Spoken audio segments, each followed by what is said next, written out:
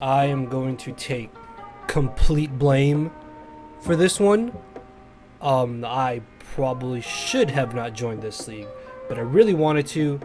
It's a super short league. I think it's only like 10 weeks, not counting playoffs, which hopefully we will be able to make. Now, for those of you who are subscribed to my good friend Kelly Under the Radar, you guys might have seen his draft analysis for this team, because it was originally his team. Unfortunately, though, he ended up having to drop out due to personal life reasons. I don't know why, but yeah, he had to drop.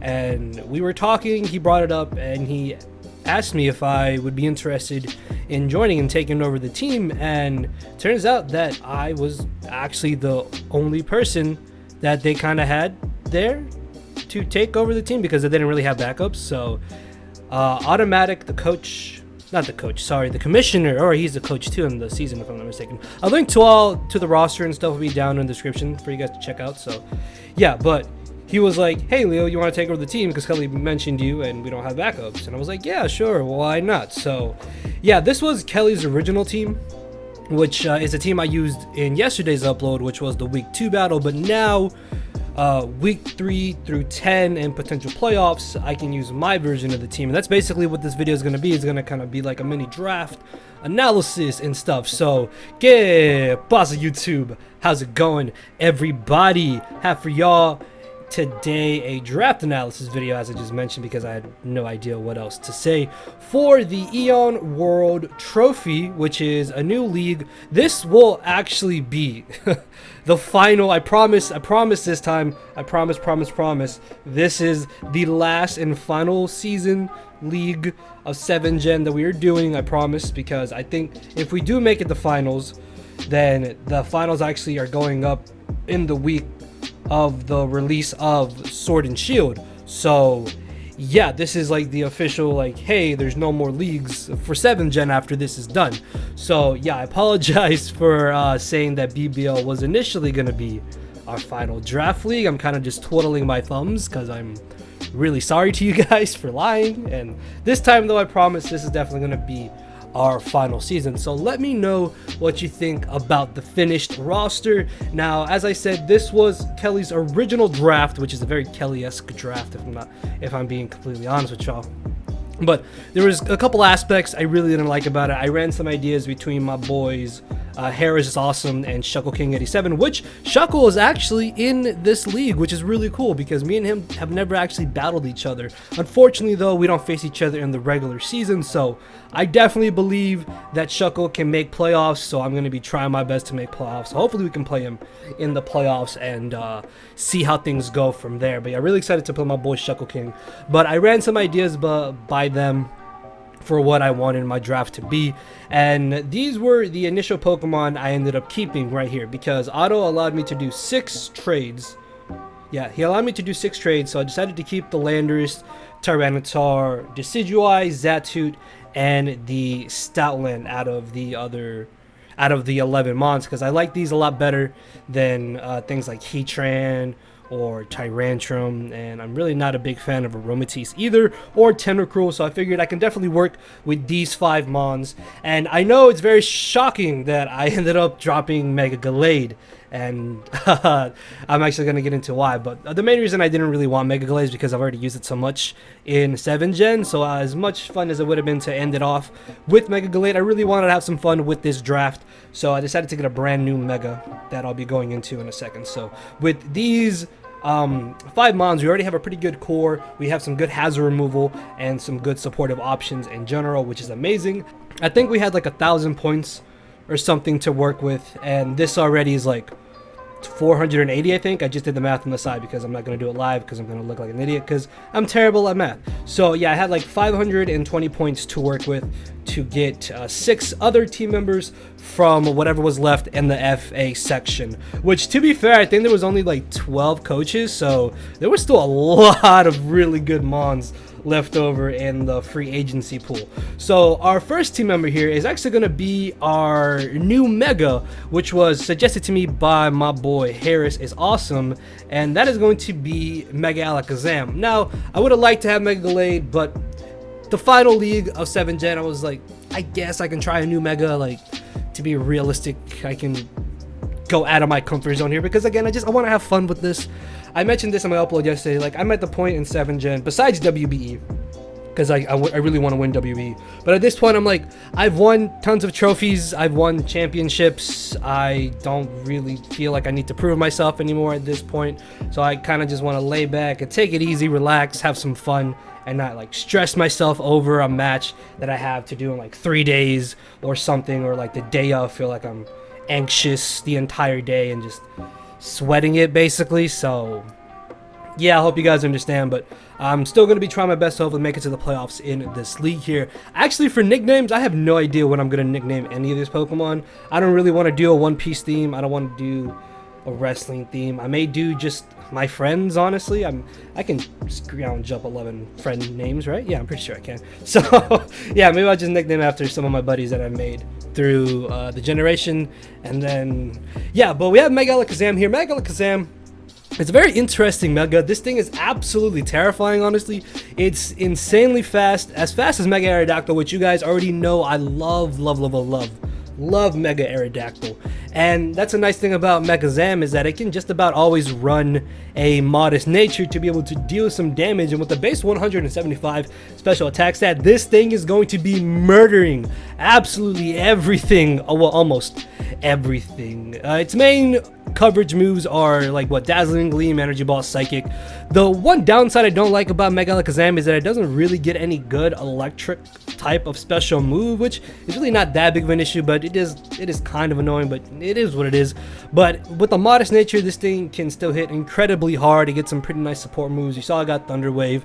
Gravity could even be something really awesome to try and work with our landers if you want to just spam something like Earthquake. It can run some pretty cool sets, like a bulky recover set is something that I've seen used before, which is actually kind of insane because its defenses really aren't that good. But if you go max, this thing is going to be eating hits for days. Obviously, Calm Mind, this thing at +1 is basically just going to be a free nuke to absolutely everything. Thing like Sub Encore, Sub Disable could also be something that we may want to try out. Knockoff is also very handy. I doubt I'd ever bring something like Dual Screens, I suppose, but Mega Alakazam, very fast, hits super hard on the special offensive side, and it's a Mega that I've never used before. I've never in my life have used Mega Alakazam, so I'm hoping that this thing will be able to put in a lot of work. I guess it's kind of like Mega Mewtwo Y in BBL. Well, I guess it is kind of the same thing, but either way, I'm excited to use this. I definitely think this thing is going to be an absolute monster,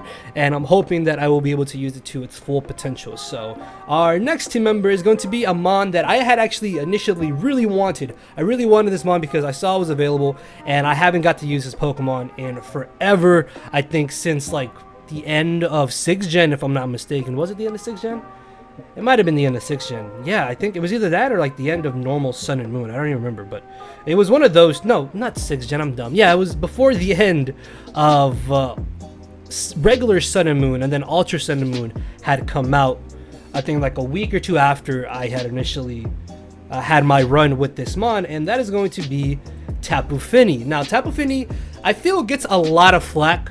I think a lot of people think that Tapu Fini is probably the worst of the Tapus, which I personally think it's Tapu Bulu. I can literally make an entire video, and I probably am. Like, I've been thinking about this for a while. Like, I want to just make a whole video on why I think Tapu Bulu is easily the worst Bulu in Draft League format. So, in that sense, Tapu Fini is not the worst Fini in Draft League format. Plus, in Ultra Sun and Moon, Tapu Fini got two pretty cool new supporting moves in Knockoff and Icy Wind. More so Knockoff than Icy Wind, but hey, Icy Wind can still work as a nice form of speed control, which can be very, very handy. As you can see, Tapu Fini is insanely bulky, man. This thing is very difficult to one-shot.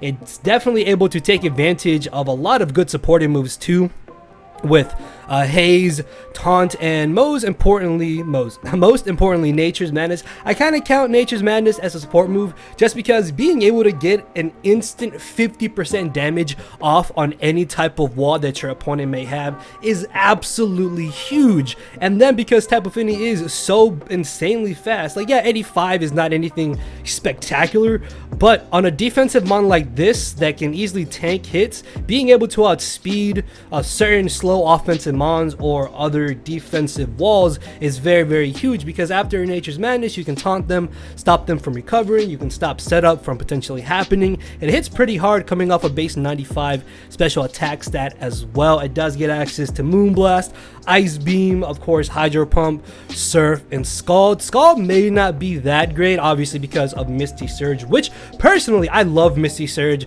as an ability. This helps so much of what could be our potential offense just come in and have a very easy time setting up, because sometimes the way that people like to stop opposing offensive setup mons is by statusing them, and with Misty Terrain, obviously that cannot happen. So this was something I was very, very proud, not very proud, sorry, yeah, very excited to have back on my squad, because we're gonna get two pretty awesome setup mons here coming up in a second. But yeah, Tapu Fini, a great pivot mon. This thing can also sweep by itself because of Calm Mind. I've seen Choice Specs do work, I've seen Choice Scarf do work as well. It even gets Trick to take further advantage of choice sets, so I'm really hoping that Tapu Fini will be able to pull its weight around here. It also gives us another solid defogger, which is going to be very huge for our next team member here. Now, this next team member was another mon that my boy Harris actually suggested to me, and it was a mon that I never really ever thought I would use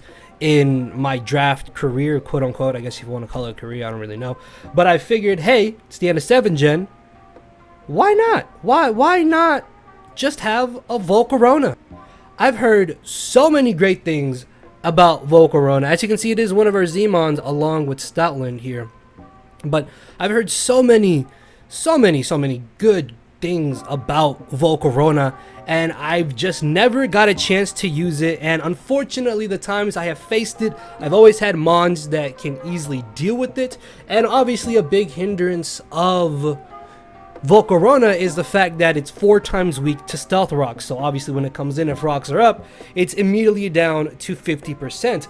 But as you can see from our team right now, we have Defog Landorus, we have Defog, why do I keep wanting to call Decidueye Noctowl? We have Defog Tapu Fini, we have Magic Bounce and Defog Xatu, and now we have a Pokemon that can just about always come in reliably without having hazards on its side of the field, and that's what makes Volcarona so dangerous. Even though its defenses are not that good, which is only really its physical defense, like 65, 85 defense is really not that great, but if you're able to invest into these defenses, that's going to allow this Volcarona to just start quiver dancing multiple times, and a Volcarona already at +1 is absolutely terrifying. Even if it's defensive, this thing gets the +2 or +3, it's basically a good game, because at that point there's not going to be much that can actually reliably revenge kill it.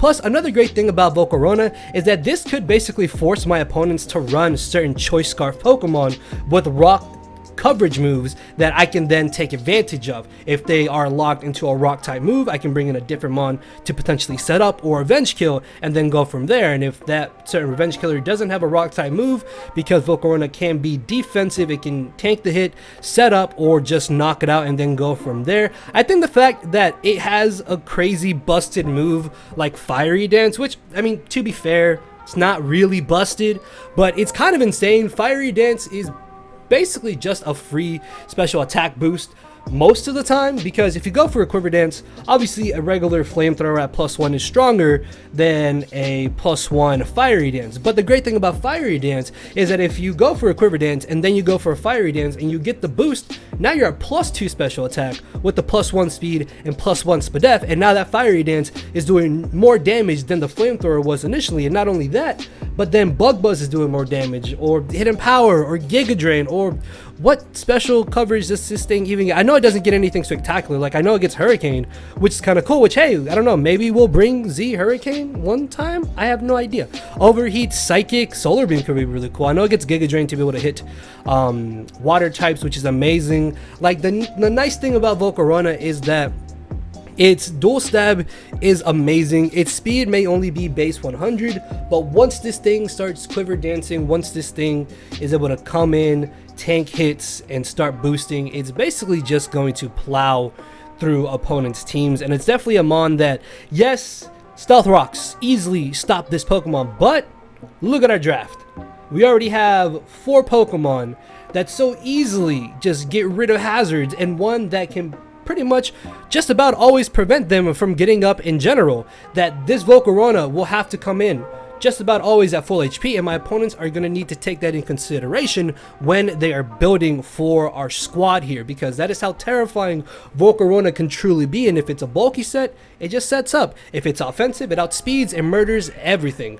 So there is a good chance that Volcarona will be able to put in a lot of work. Again, I've heard so many good things about this. I have high hopes, and I'm most excited to use Volcarona, honestly. I don't know if I want normal or shiny Volcarona, to be honest with you. I really like shiny Volcarona, dude. Like this, I love the purple and the golden wings, but normal Volcarona is still actually pretty cool. I don't think I've actually ever used normal Volcarona. I may just use normal Volcarona, or I may go shiny, normal. I don't know. We're just gonna see. I haven't thought of nicknames. I haven't thought if I'm gonna make these shiny, non-shiny. I have no idea, because I'm just going with the flow. I don't want to, again, I don't want to stress myself out. I don't want to sit here, worry, I guess. I don't know the proper word, but like basically just stress myself out over this. Like I want to relax, I want to have fun, and that's what I'm going to do with this league and this team.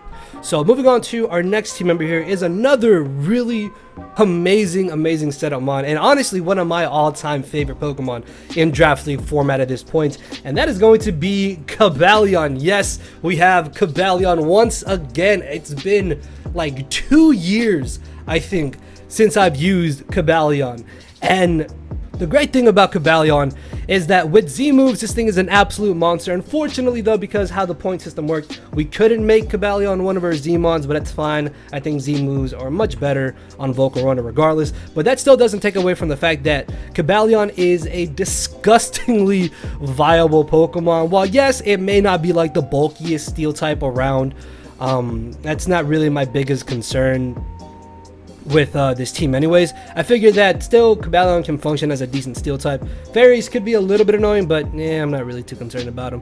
Regardless, though, Cobalion is amazingly versatile. It gives us another stealth rocker. This thing can Swords Dance, Calm Mind, Rock Polish, I guess Hone Claws if I want to be bad, I don't know.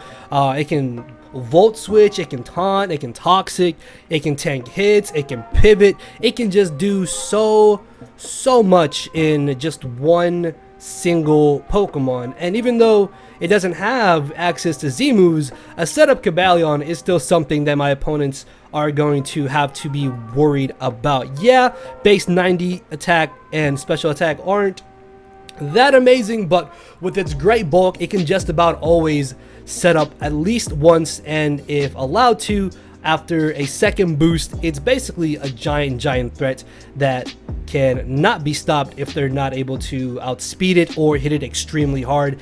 So that's why I was really happy to have our Tapu Fini here with Misty Terrain. It really helps Volcarona and Cobalion be able to set up, because they don't have to worry about status, and then they can just go freely for whatever boosted move they want to and go from there. Or it just allows Cobalion to be able to pivot in a little bit easier, because it doesn't have to worry about being burned, frozen, or paralyzed, which is also very handy. As a stealth rocker, it's really good. As a momentum mon, it's really good. As an anti-hazard mon with taunt, it's so fast, it can just about outspeed every single stealth rocker and taunt them and stop them from getting up those rocks, which helps out Volcarona immensely as well. So I'm super excited to have Cobalion. Outside of that, I don't have much else to say about it. It can pivot, it can set up, it can be a solid choice scarf mon as well, and has some pretty good team support moves with Reflect, Roar, Thunder Wave, Taunt, Toxic, and nice momentum, of course, with the Volt Switch. So yeah, I was really happy to get Cobalion here. I guess I could have got a better steel type, but I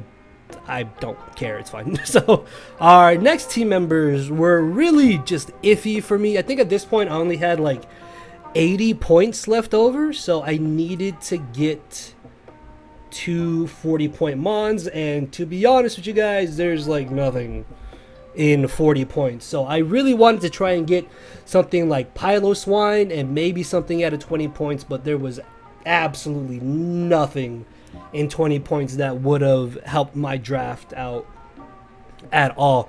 So the first 40-point mon I got was going to be Roselia. Now I don't really like Roselia. Like, it's really nice to have Roselia because this gives us spikes, and it gives us a poison type, so we don't have to worry about T-Spikes. Although I guess we have Tapu Fini, but Tapu Fini itself still gets affected by Toxic Spikes on the first initial switch in if Misty Terrain is not up. So I guess alone with Tapu Fini, we don't necessarily have to worry too much about Toxic Spikes. I still like having some type of Pokemon though that can just ensure that if they do bring T-Spikes, we can guarantee get rid of them if we bring Roselia here, basically. As I mentioned, it does give us Spikes and Toxic Spikes though, which in itself is actually really good. I have seen regular Roselia brought to a couple draft battles, and outside of just getting up hazards, it doesn't really do much else. But realistically, it doesn't really need to do anything else. Like the fact it can just get up spikes or T-Spikes is still very, very handy. It still gets access to moves like Sleep Powder and Stun Spore, if I'm not mistaken. So those two are really good supported moves in general. Obviously, of course, in the Misty Terrain, we can't status things, but the Misty Terrain won't be up the entire battle. So outside of those few turns, we can still try to status something. Leech Seed is always very, very handy as well. And that's really it. Like, I guess it can pivot with the Violite. It's decently bulky, I guess. It can take, obviously, unresisted hits pretty well. And then from there, maybe get up a hazard, maybe damage something. I don't really know. But it has its merits, some mostly flaws, but it's here. It's a poison type, gives us hazards. It was 40 points. There was nothing else. So, yeah, just kind of bear with me here, guys. So, yeah, I don't know. Maybe we'll actually end up bringing Roselia to a game or two. I don't know. We'll see how things go, though. So, our final team member is going to end up being our final 40-point Mon, and that is going to be Sandslash. Now, again, I really wanted to get Piloswine because I wanted to have a secondary ground type Pokemon to go along with Landorus, because Landorus can obviously just get murdered by HP Ices most of the time. Although I guess it kind of goes for the same with Sandslash, but the nice thing about Sandslash is that I can be cheeky and either run Sand Veil, or if I want to, I can run Sand Rush and then just put a whole bunch of Spadef EVs on Sandslash to be able to try and pivot in to electric types that I may find a little bit annoying. But yeah, the nice thing about Sandslash is that with Sand Rush, this kind of makes it a little bit better, honestly. This is able to still outspeed a certain type of Scarf Pokemon. I guess in a sense, it does kind of force some Pokemon to run Scarfs if they are worried about Sandslash potentially being able to outspeed them. It does get access to Swords Dance, which is pretty nice because this allows it to still try to do some type of damage offensively with Earthquake, Stone Edge. It gets Knockoff. Focus Punch would be something that would be kind of cool to potentially bring. Shadow Claw and Poison Jab are also pretty decent coverage moves.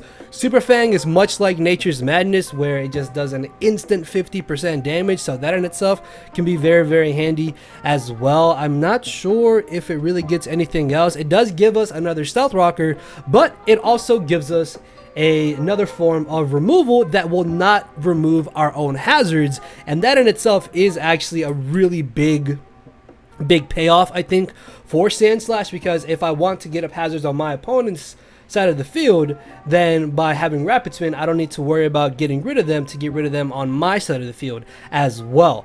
So I thought this would also be a decent addition because not only does it work in sand, but it also does help support our Volcarona, and it's another Mon that could potentially take advantage of Misty Terrain, and it can just set up, which in itself is still pretty cool in my opinion. So yeah, guys, that is going to be our final squad for the Eon World Trophy Season 1. So if you watch my battle from yesterday, I was using Kelly's original team just to go back through it again, but now this will be the squad that we are using for the remainder of this season. So let me know in the comment section below what you think about it, and to be 100% honest with you guys, I definitely could have made this draft a whole lot better with the 6 Mons that I was able to pick up, but I just want to have fun. This was the more fun version of the 2 or 3 versions I had. Like, the better version might have obviously been better, but I want to have fun.